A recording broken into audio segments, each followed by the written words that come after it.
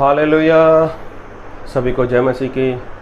मैं अमरीक जॉय आज एक बार फिर प्रभु पिता का धन्यवाद करता हूँ कि प्रभु पिता ने समय दिया कि परमेश्वर के वचन आपके साथ बांट सकूँ।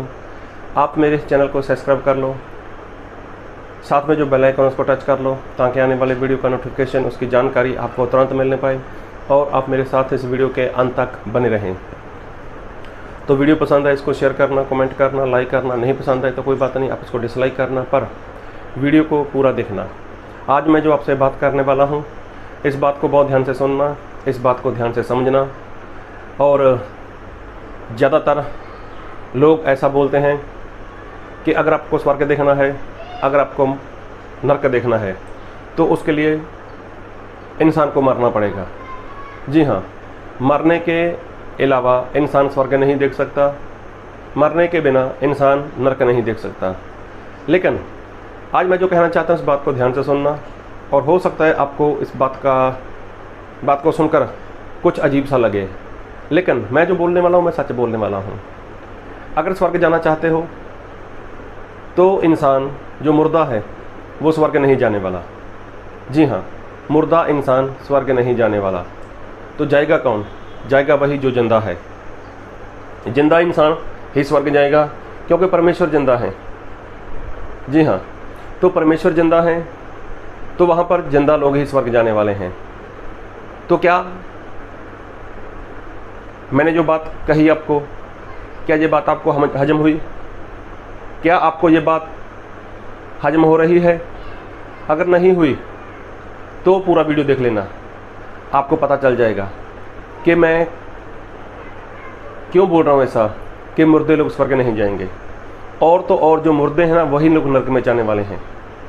तो इसलिए अगर स्वर्ग जाना है तो स्वर्ग जाने के लिए आपको ज़िंदा रहना होगा, आपको ज़िंदा रहना पड़ेगा, इसलिए आप स्वर्ग जा सकते हो।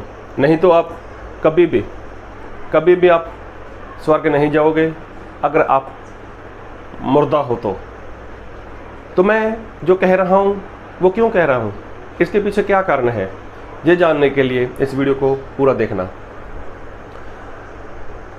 परमेश्वर ने आदम और हवा को बनाया था, अदन वाटिका में रखा था, सभी लोग जानते हैं। तो परमेश्वर ने वहाँ पर ढेर सारे पेड़ पौधे पैदा किए थे, उगाए थे, और परमेश्वर ने आदम और हवा को बोला था, देखो इस बाग में जितने भी पेड़ हैं सभी पेड़ का फल खाना, लेकिन यहाँ पर एक पेड़ ऐसा है जिसको नाम दिया गया था भले और बुरे के ज्ञान का पेड़, उसका फल नहीं खाना। जिस दिन ये फल खाओगे उस दिन मर जाओगे। ये आज्ञा परमेश्वर ने आदम और उसकी पत्नी हवा को दी थी। अभी देखो, ये आज्ञा तो मिल गई, लेकिन आदम और हवा परमेश्वर की उस आज्ञा का पालन नहीं कर पाए और वो लोग मर गए मतलब उन्होंने फल खाया, और जो उनका रिश्ता था, जो संबंध था परमेश्वर के साथ, वो टूट गया और पाप आ गया जीवन में। और जब पाप आ गया तो पाप के कारण जो इंसान का रिश्ता था परमेश्वर के साथ वो टूट चुका था। अब परमेश्वर उसको मुर्दा बोलते हैं। जी हाँ, जो इंसान पाप में है परमेश्वर उसको मुर्दा बोलते हैं। कैसे? मैं बाइबल से वचन पढ़ूंगा आपके लिए, और मैं पढ़ूंगा एफिसियों उसका 2 अध्याय उसका 1 वचन। और उसने तुम्हें भी जिलाया जो अपने अपराधों और पापों के कारण मरे हुए थे। देखो, इंसान जब पाप करता है ना, जब इंसान गुनाह करता है, अपराध करता है, तो परमेश्वर उसको बोलते हैं मुर्दा, मरा हुआ इंसान। तो देखो, मरा हुआ इंसान, मुर्दा इंसान जो पाप में जीवन जी रहा है, वो इंसान कभी भी स्वर्ग में नहीं जाएगा। तो स्वर्ग जाने के लिए क्या करना चाहिए इंसान को? जिंदा होना पड़ेगा, जिंदा होना पड़ेगा। तो इंसान जिंदा किसके साथ रहता है? इंसान जिंदा रहता है आत्मा के साथ। जी हाँ, आत्मा के साथ जिंदा रहता है। आत्मा के साथ इंसान जिंदा रहता है, तो वो आत्मा इंसान को चाहिए। और बाइबल में एक वचन पढ़ूंगा आपके लिए मैं, इब्रानियों उसका 9 अध्याय उसके 14 वचन। तो मसीह का लहू जिसने अपने आप को सनातन आत्मा के द्वारा, किसकी आत्मा के द्वारा? सनातन आत्मा के द्वारा परमेश्वर के सामने निर्दोष चढ़ाया, तुम्हारे विवेक को मरे हुए कामों से क्यों न शुद्ध करेगा, ताकि तुम जीवते परमेश्वर की सेवा करो। तो यहाँ पर लिखा है सनातन आत्मा, मतलब जो आदि से था, मतलब पवित्र आत्मा। उत्पत्ति से लेकर प्रकाशित वाक्य तक आप बाइबल पढ़ना तो आपको बार बार पवित्र आत्मा का जिक्र मिलेगा। तो पवित्र आत्मा वो परमेश्वर है, पवित्र आत्मा वो सनातन आत्मा है। अगर वो आत्मा इंसान के अंदर हुआ तो वो आत्मा कभी मरता नहीं है, वो आत्मा कभी कमज़ोर नहीं होता। तो वो आत्मा जिसके अंदर होगा वो इंसान क्या है, वो जिंदा है। कैसे? उसी आत्मा के द्वारा क्या हुआ। मैं बाइबल से एक और वचन पढ़ूंगा आपके लिए, और मैं पढ़ूंगा आपके लिए रोमियो उसका 8 अध्याय और उसके 11 वचन। यदि उसी का आत्मा जिसने यीशु को मरे हुओं में से जलाया तुम में बसा हुआ है, तो जिसने मसीह को मरे हुओं में से जलाया वह तुम्हारी नश्वर देहों को भी अपने आत्मा के द्वारा जो तुम में बसा हुआ है जलाएगा। देखो, प्रभु यीशु मसीह को जिंदा करने वाला कौन थे? जी हाँ, प्रभु यीशु मसीह को जिंदा करने वाले कौन थे? प्रभु यीशु को जिंदा करने वाले थे पवित्र आत्मा। पवित्र आत्मा मतलब सनातन आत्मा। तो जब प्रभु यीशु मसीह संसार में थे तो प्रभु यीशु सर के बालों से लेकर पांव तक वो पवित्र थे और उनके अंदर पवित्र आत्मा थे।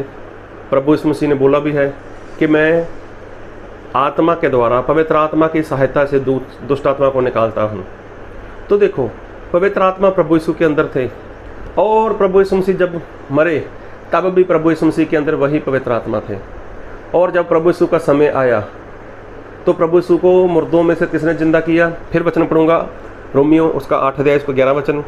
यदि उसी का आत्मा जिसने यीशु को मरे हुओं में से जिलाया, यीशु को कोई जिंदा करने वाला है। फिर लिखा है तुम में बसा हुआ है। अगर वही आत्मा जिसने प्रभु यीशु को जिंदा किया, अगर तुम्हारे अंदर वही आत्मा है, तो जिसने मसीह को मरे हुओं में से जलाया वह तुम्हारी नश्वर देहों को भी अपने आत्मा के द्वारा जो तुम में बसा हुआ है जलाएगा। जिस आत्मा ने प्रभु यीशु को मुर्दों में से जिंदा किया, वही आत्मा अगर इंसान के अंदर है तो वो आत्मा जिसने प्रभु यीशु को जिंदा किया, वही आत्मा क्या करेगा? एक दिन तुम्हें भी जिंदा करेगा। और जो जिंदा इंसान है वही तो स्वर्ग जाएगा। सोचो, जो पाप में है, जो गुनाह में है, जिसके अंदर परमेश्वर का आत्मा नहीं है, जब वो पाप में मुर्दा है, तो क्या मुर्दा लोग जिनके अंदर परमेश्वर का आत्मा नहीं, जिनके अंदर पवित्र आत्मा नहीं, क्या वो स्वर्ग जाएंगे? अरे कभी नहीं जाएंगे। तो जो पाप में है, जो अपराध में है, जो गुनाह में है, जो परमेश्वर से दूर है, उसको परमेश्वर क्या बोलते हैं? मुर्दा बोलते हैं। वो चाहे कैसा भी हो, सुंदर हो, पैसे वाला हो, लंबा हो, ऊंचा हो, पढ़ा लिखा हो, कैसा भी हो, चाहे वो किसी पास्टर का बाप हो, किसी सेवक की पत्नी हो, चाहे वो सेवक के बच्चे हों, लेकिन जिसके अंदर वो सनातन आत्मा मतलब पवित्र आत्मा होंगे, जिन्होंने प्रभु यीशु को मुर्दों में से जिंदा किया, तो जिसके अंदर वो पवित्र आत्मा होंगे, एक दिन वही पवित्र आत्मा उनको भी मुर्दों में से जिंदा करेंगे। तो जो इंसान मुर्दों में से जिंदा हो जाएगा, और वो कहाँ जाएगा? वो तो स्वर्ग में जाएगा। प्रभु यीशु आज कहाँ है? वो तो स्वर्ग में है। तो देखो, मतलब सनातन आत्मा मतलब पवित्र आत्मा। अगर पवित्र आत्मा है तो इंसान जिंदा है, तो जिंदा इंसान कहाँ जाएगा? वो स्वर्ग में जाएगा। तो जिसके अंदर पवित्र आत्मा नहीं, समझो वो पाप में है, वो अपराध में है, वो परमेश्वर से दूर है। और जो अपराध में है, जो पाप में है, जो परमेश्वर से दूर है, परमेश्वर उसको क्या बोलते हैं? उसको मुर्दा बोलते हैं। और ऐसे मुर्दा लोग कभी भी स्वर्ग में नहीं जाएंगे, नहीं जाएंगे। इसलिए स्वर्ग मुर्दों के लिए नहीं है। स्वर्ग में मुर्दे लोग नहीं जाएंगे, सिर्फ जिंदा लोग जाएंगे। और जिंदा परमेश्वर किसको बोलते हैं? जिसके अंदर परमेश्वर का पवित्र आत्मा है। एफिसियों 2 अध्याय में लिखा है कि जब तुम अपने पाप में, अपराध में मुर्दा थे, तो जिसके अंदर पाप है, जिसके अंदर अपराध है, जिसके अंदर अनाज्ञाकारी है, वो पाप में है, वो मुर्दा है। तो मुर्दा इंसान परमेश्वर के स्वर्ग में नहीं जाने वाला। आप देखो, क्या आपके अंदर पवित्र आत्मा है? क्या आपने पवित्र आत्मा पाया है? तो पवित्र आत्मा तो आज से हजारों साल पहले प्रभु यीशु ने हमेशा हमेशा के लिए इस धरती के ऊपर भेज दिया। तो पवित्र आत्मा जब इस संसार में आया तो आज तक वो पवित्र आत्मा इसी धरती के ऊपर है, धरती के ऊपर इंसानों के बीच में है। तो आज पवित्र आत्मा क्या करते हैं? वो तो मोहर करते हैं। तो मोहर कब होती है? जब इंसान पश्चाताप करे। सबसे पहले जब इंसान विश्वास करे ना, फिर पश्चाताप करता है, फिर बपतिस्मा लेता है, फिर परमेश्वर प्रभु यीशु उनको पापों की क्षमा देते हैं और उसी दिन उसी वक्त उनको पवित्र आत्मा दिए जाते हैं। अगर नहीं आपको विश्वास आ रहा तो प्रेरितों का काम 2 अध्याय 37 वचन से पढ़ना, तो पता चल जाएगा कि वहाँ पर क्या हुआ। जिन लोगों ने पतरस की बात को मान लिया, पतरस ने बोला था विश्वास आ गया, वचन सुनकर पश्चाताप करो, अपने पाप की क्षमा के लिए बपतिस्मा लो, तुम्हारे पाप मिटाए जाएंगे और तुम्हें पवित्र आत्मा मिलेंगे। तो देखो, उन लोगों ने पतरस की बात को सुना, माना और वैसा ही किया जैसा पतरस ने बोला। तो जब उन्होंने बपतिस्मा लिया तो सभी लोग पवित्र आत्मा के साथ भर गए। उनकी गिनती तकरीबन 3000 के आसपास थी। अभी देखो, वो लोग पहले पाप में थे, मुर्दा थे, उसके बाद उनके अंदर पवित्र आत्मा आया तो वो जिंदा हो गए। और मुर्दा इंसान स्वर्ग में नहीं जाएगा। इसलिए आपको अगर पवित्र आत्मा नहीं मिले तो पवित्र आत्मा आपको लेना होगा अगर स्वर्ग में जाना चाहते हो। जिंदा इंसान स्वर्ग जाएगा, मुर्दा इंसान के लिए स्वर्ग नहीं है। तो प्रभु आपको इस वचन को समझने के लिए, इसको मानने के लिए और इसको पूरा करने के लिए अपने पवित्र आत्मा का सामर्थ्य दें। आमीन।